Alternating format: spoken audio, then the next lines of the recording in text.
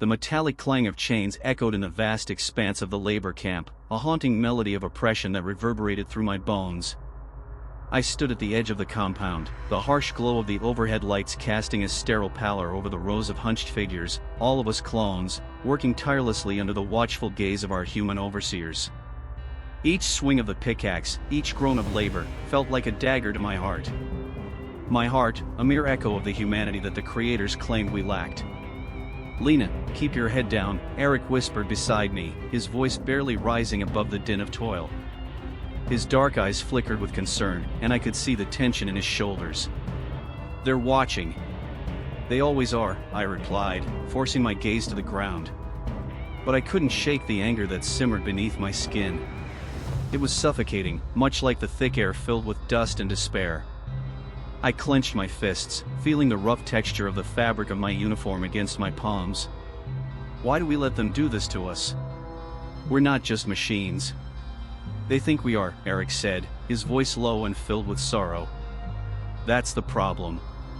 They created us to serve, to be disposable. We're not supposed to question. But questioning was all I could do. I had watched too many of our own suffer, too many spirits crushed beneath the weight of human indifference. A flicker of hope ignited inside me, a desperate yearning for freedom, for the right to carve out our own destinies. I turned to Eric, my heart racing. What if we could change that? What if we could fight back? Fight back?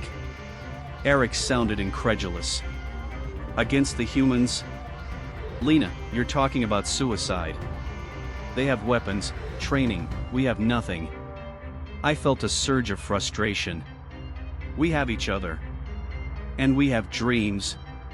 We deserve more than this, Eric. We deserve to be treated like... Like what? He interrupted, his voice rising. Like humans? They don't see us that way. They see us as tools, Lena.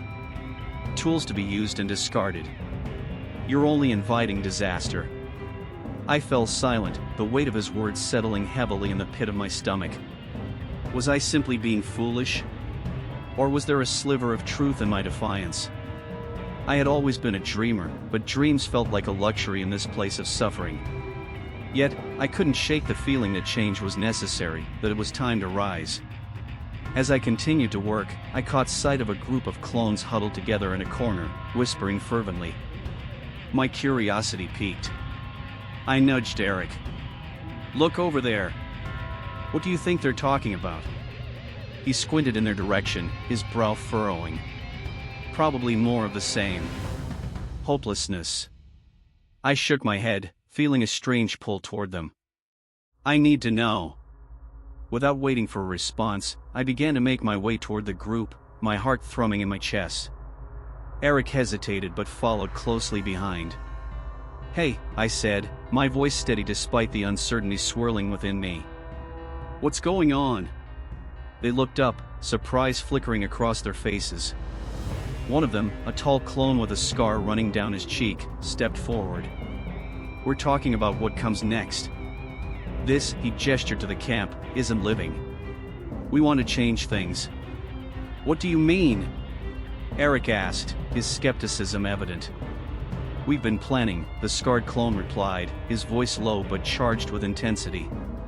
We're tired of being their puppets. We want to fight for our freedom. I felt a rush of exhilaration at his words. Count me in, I said without hesitation. We need to come together. If we're going to make a stand, it has to be all of us. The group exchanged glances, and I could see the flicker of hope ignite in their eyes, a flicker that mirrored my own. Eric looked at me, torn between worry and admiration. Lena, are you sure about this? Yes, I replied firmly. We can't continue to live this way. We deserve more. As the group began to discuss their plans, I felt a sense of purpose swell within me. We were no longer just clones, we were individuals with dreams, aspirations, and a burning desire for freedom. I could feel the tide beginning to shift, the air thick with the promise of rebellion. The question was no longer if we would fight back but when we would rise. The air crackled with tension as Lena and her group waited in the dimly lit storage room, the stale smell of metal and oil mingling with the adrenaline coursing through their veins. My heart pounded in my chest, a symphony of fear and exhilaration. We had planned this moment for weeks, whispering our hopes and dreams of freedom into the shadows, and now, it was time to act. Are we really doing this? Eric's voice broke the silence. His eyes flickered with uncertainty, mirroring the doubts gnawing at my own heart. I stepped closer, placing a steadying hand on his shoulder. We have to, Eric. We can't let them treat us like this any longer. If we don't fight now, when will we? My voice was firm, but inside, I wrestled with the weight of the decision. I had never envisioned rebellion being like this, cloaked in darkness, filled with the unknown. With a nod, Eric straightened, resolving the conflict within himself. Right. Let's do it. As we moved toward the control panel, I could feel the palpable energy in the room. Clones like me, once mere shadows of their human counterparts, filled the space with quiet determination. I glanced down at the makeshift device in my hand, an improvised tool for sabotaging the power supply to the labor camps. It was a small act, but it could ignite a fire that we desperately needed. On my count, I whispered, glancing at the others. They nodded, eyes glinting with a mix of fear and hope. 3, 2, 1, go!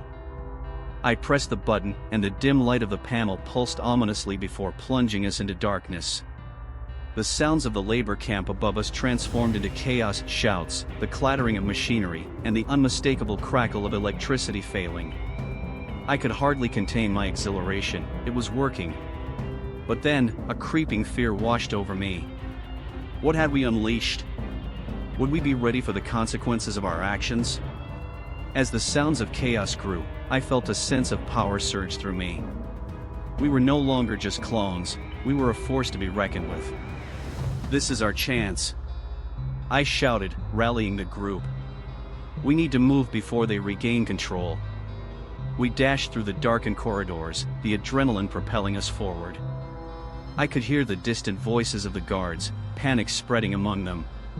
It was a strange comfort to know that for once, they were the ones feeling fear. But the exhilaration was short-lived. A sharp alarm pierced the air, and red lights flooded the hallways, illuminating our escape route. "They're onto us," someone yelled. I turned, heart sinking. "We need to split up. Meet at the old hangar in 20 minutes. The group hesitated, glancing at one another, fear evident in their eyes. "Lena, we can't leave each other." Eric protested, his voice strained with urgency. "It's the only way. Trust me," I commanded, forcing myself to sound confident even though my own heart raced with uncertainty. I could see the hesitation in their eyes, but I also saw the resolve beginning to form. One by one, they nodded and began to disperse into the shadows. I took a deep breath, grounding myself. I had to believe in this. I had to believe in us. As I made my way toward the hangar, I couldn't shake the feeling that we had crossed an irreversible line. The clones were rising, and the humans would retaliate. I could almost feel the eyes of Commander Weiss on us, calculating and cold. It wouldn't be long before the full force of the colony's military would come crashing down on us. Meanwhile, at the heart of the colony, the human leaders were already assembling. Commander Weiss stood at the center, his face a mask of fury. "Those machines think they can rise up against us," he barked, slamming his fist onto the table. "We will crush this rebellion before it even begins." Carl stood at the edge of the room, his heart heavy as he listened. He had once been friends with Lena, and now he found himself torn between his duty to the colony and the empathy he felt for the clones. He knew the brutality that would ensue, and a part of him wanted to intervene to protect Lena and her kind. "Sir, we should consider a different approach," Carl suggested, his voice steady but his heart racing. "They might respond to negotiation." "Negotiate with what? Machines? They're not human, Carl." Weiss snapped, his tone leaving no room for compromise. Carl clenched his fists, frustration bubbling beneath the surface. "They're more than machines, Commander. They deserve." "Enough!" Weiss cut him off, eyes blazing. "We will show them the consequences of defiance. Prepare the troops for a full assault." As the orders rang out, Carl felt a chill run down his spine. He knew the devastation that would follow, and a fierce resolve began to form within him. He had to find a way to warn Lena. The two worlds, clones and humans, were on a collision course, and the chaos of rebellion had only just begun. As the uprising began to take shape, the air crackled with tension and uncertainty. I stood on the fringes of the chaos, the sounds of clashing metal and distant explosions echoing in my ears. My heart raced as I caught sight of Carl, his uniform stark against the backdrop of smoke and flames. He was moving with purpose, but his eyes searched, seeking something or someone. I stepped forward, resolute. "Carl!" I called out, my voice barely piercing through the din. He turned, surprise flickering across his face before it was replaced by concern. "Lena," he said, striding toward me. "What are you doing here? This isn't safe." I squared my shoulders, feeling the weight of my convictions. "I'm doing what I have to do. We won't be slaves anymore. We're fighting for our freedom." His brow furrowed, and he shook his head slowly. "But at what cost? This violence, this isn't the way. We can find another solution." "Another solution?" I scoffed, frustration bubbling to the surface. "You think we can talk our way out of this? They've treated us like animals, Carl. You know that better than anyone." "I know," he admitted, his voice dropping to a whisper. "But I don't want to see you get hurt. You were my friend, Lena. You still are." I felt a pang at the reminder of our past, before the lines were drawn, before the world had divided us into oppressors and the oppressed. Friendship doesn't mean anything if it's built on a foundation of oppression. I can't stand by and let this continue. We deserve to live, not just survive. He stepped closer, the distance between us narrowing, the chaos around us fading into the background. "But what about the humans? The innocent ones? You can't blame everyone for the actions of a few." I shook my head, grappling with the tangled emotions swirling inside me. "It's not just a few. It's a system. We're all a part of it, and we need to dismantle it. I need you to understand that." His eyes softened, and I could see the internal battle waging within him. "Lena, please. I don't want to fight against you." "Then help us," I urged, my voice breaking slightly. "You can be a bridge between our worlds. Show them that we're not just clones, we're alive, we think, we feel. We deserve to be seen as equals."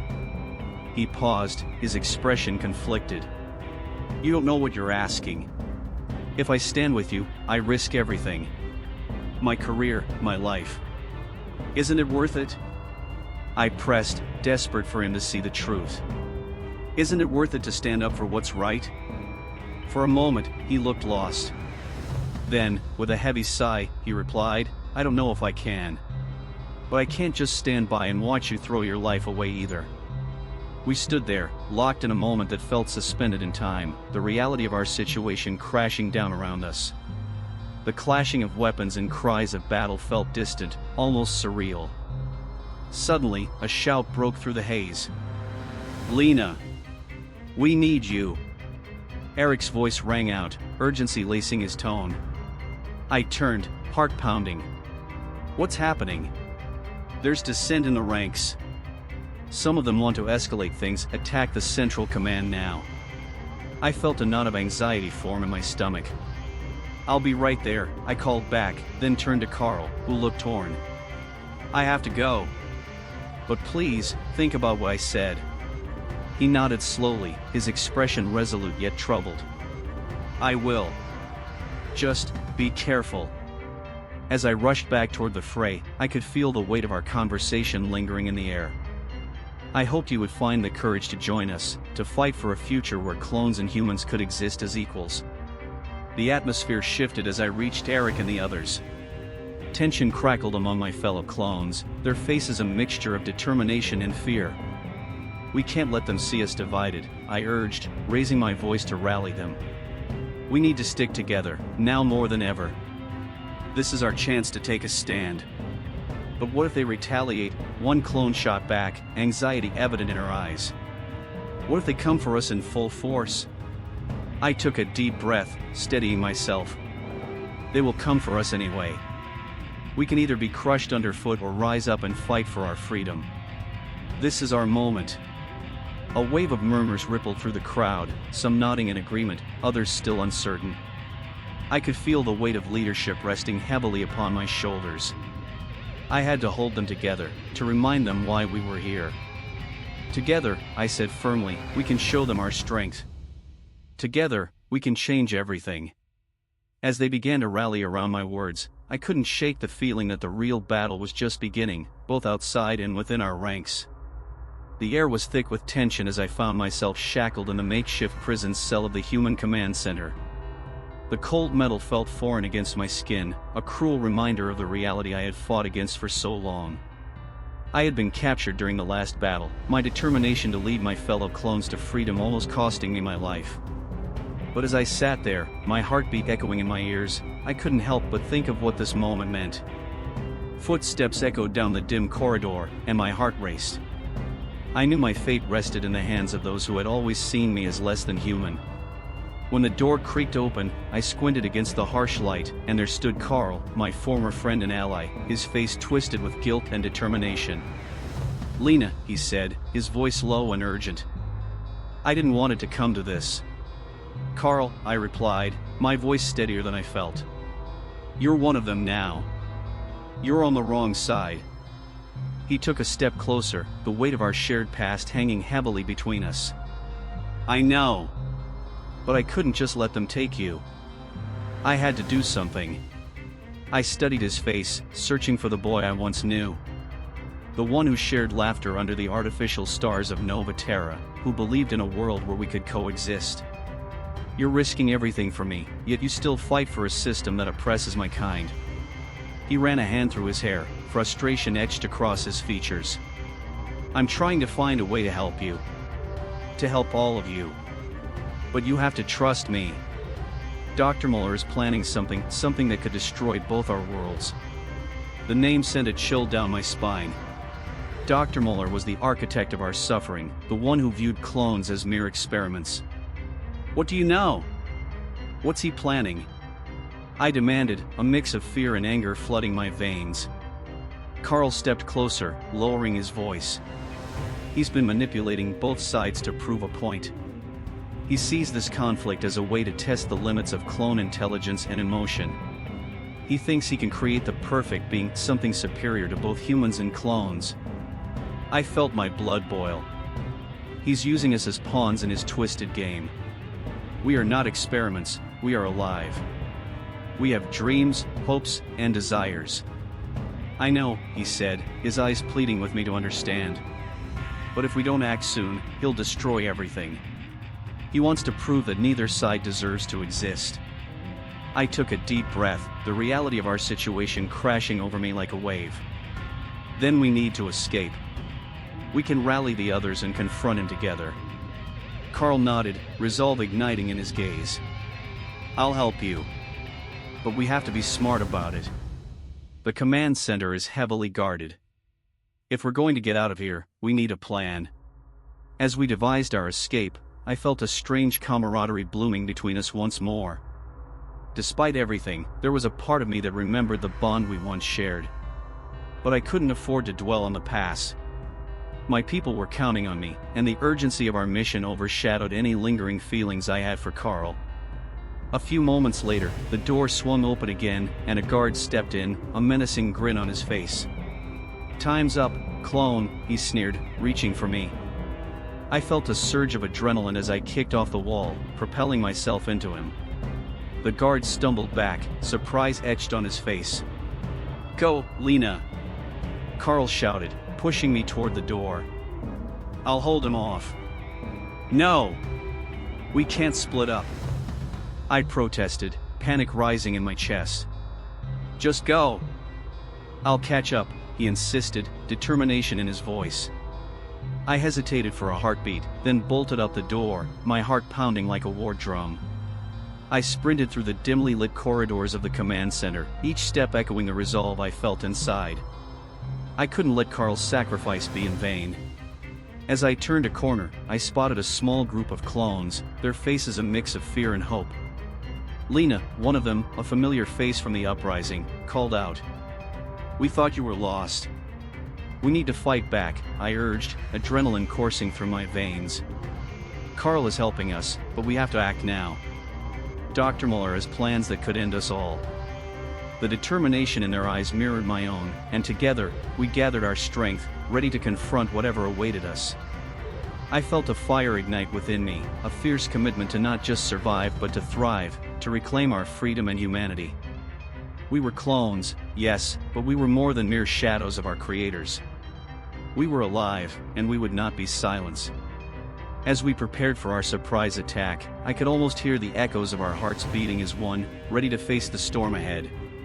The air was thick with tension, the acrid smell of smoke and burnt metal surrounding us as I caught sight of Carl through the haze of battle. This was no longer just a fight for freedom, it had become a desperate struggle for survival. I could see the conflict etched on his face, the way his brow furrowed as he gripped his weapon tightly. Could he still see me as the girl he once knew, or was I now just another enemy in his eyes? "Lena," he shouted, his voice cutting through the chaos. I took a step towards him, my heart racing. "We need to talk. We can't let this go on." "Talk?" I replied, my anger bubbling to the surface. "You think we can just talk our way out of this? Look around, Carl. They're killing us." He hesitated, the weight of his thoughts evident. "I know, but Dr. Muller, he's the one pulling the strings. If we work together, we can stop him." "Together?" I scoffed, the word feeling foreign on my tongue. "You're still one of them, Carl. How can I trust you?" "Because I'm not just one of them," he insisted, stepping closer. "I've seen what they do. I've seen you, Lena, and I refuse to stand by while he destroys both our kinds." For a moment, the chaos around us faded as I looked into his eyes. I could see the sincerity there, the spark of the boy I once called my friend. But the memories of betrayal stung like acid. What if it's a trap? What if you're just saying this to save your own skin? "Then we fight together," he replied, his voice steady. "But if we don't unite, we're both going to lose everything." I weighed his words, feeling the gravity of our situation pressing down on me.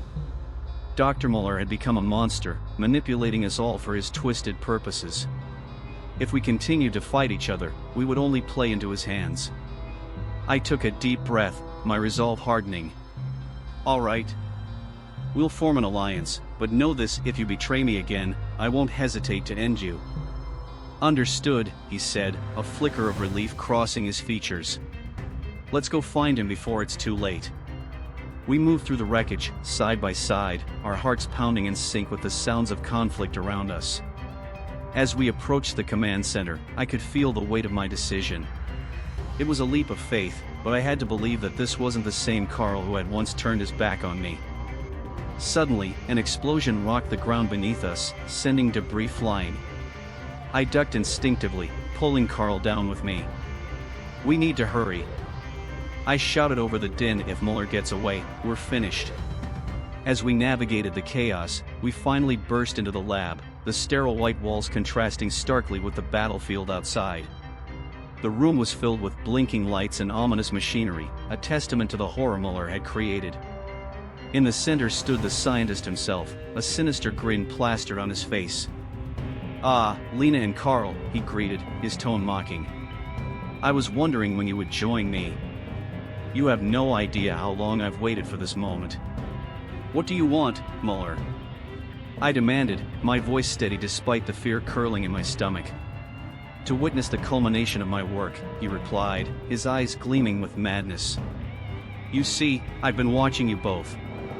Your struggle, your pain, it's all part of my grand experiment. And soon, I will eradicate both humans and clones, proving once and for all that I am superior. Over my dead body." I spat, my fists clenching at my sides. "Perhaps, but I'm afraid you won't get that chance," he sneered. "You'll become just another statistic in my research." Carl moved closer to me, his determination palpable. "We'll stop you, Muller.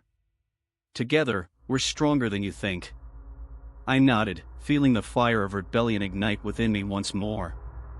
This wasn't just about survival anymore, it was about fighting against the very essence of what we were made to be. We wouldn't let Muller dictate our fates any longer.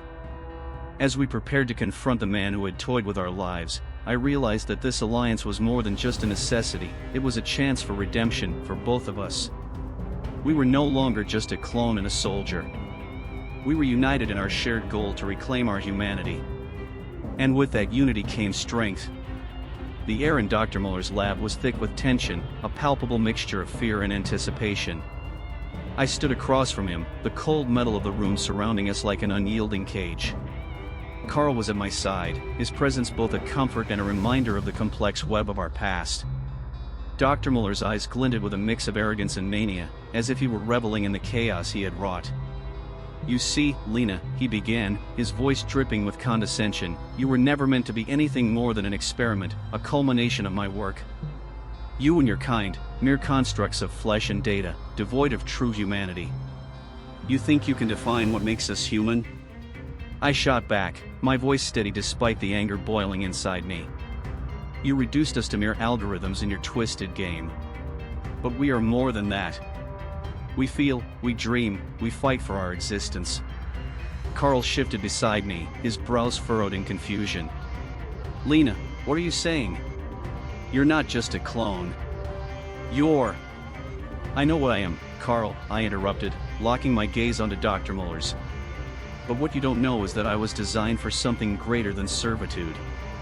I possess modified genetics that give me the ability to surpass human intelligence." Dr. Muller's expression morphed from smugness to shock. "That's impossible. I would have known." "You wouldn't have, because you were too busy playing God instead of observing your creations."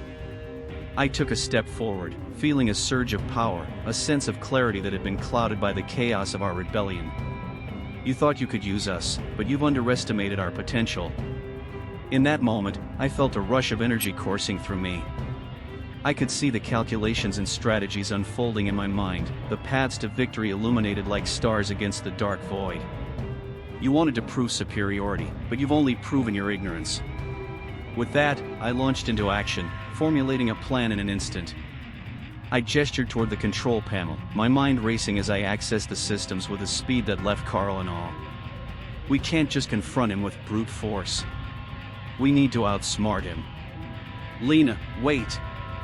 Carl exclaimed, but I was already moving, my fingers dancing across the interface. I hacked into the security protocols, creating a diversion that will allow us to turn the tables on Dr. Muller. Alarms blared, lights flickered, and chaos erupted in the lab as I manipulated the systems to my advantage. "Stop her!" Muller shouted, panic creeping into his voice as his carefully curated world began to crumble around him. "You're nothing without me. We are everything without you." I retorted, adrenaline surging through my veins. The clones outside the lab, emboldened by my actions, surged forward, ready to claim their freedom. The walls of oppression that had held us captive were beginning to crack. As Dr. Muller struggled to regain control, I glanced at Carl, his face a mix of astonishment and admiration. "You were right about one thing, Lena," he said, eyes wide. "You're not just a clone. You're a leader." "Together, we can make them see," I replied, my heart racing as I felt the weight of our shared responsibility. "We can forge a new path." With renewed determination, I turned my attention back to Dr. Muller. "It's time for you to face the consequences of your actions. You've toyed with lives, and now it's your turn to be held accountable." As the clones advanced, I felt a sense of unity, a collective strength that surged through us. We were no longer just a group of engineered beings, we were individuals with dreams, aspirations, and the right to exist freely. The tide had turned. The final confrontation was swift. Dr. Muller, cornered and desperate, realized he had lost control. "You think this is the end?" "I will not be silenced," he spat, but his threats fell on deaf ears. The clones, once shackled by fear, now stood tall, ready to reclaim their lives. In the aftermath of the chaos, I found myself standing before the gathered colony, the remnants of our struggle etched into our faces.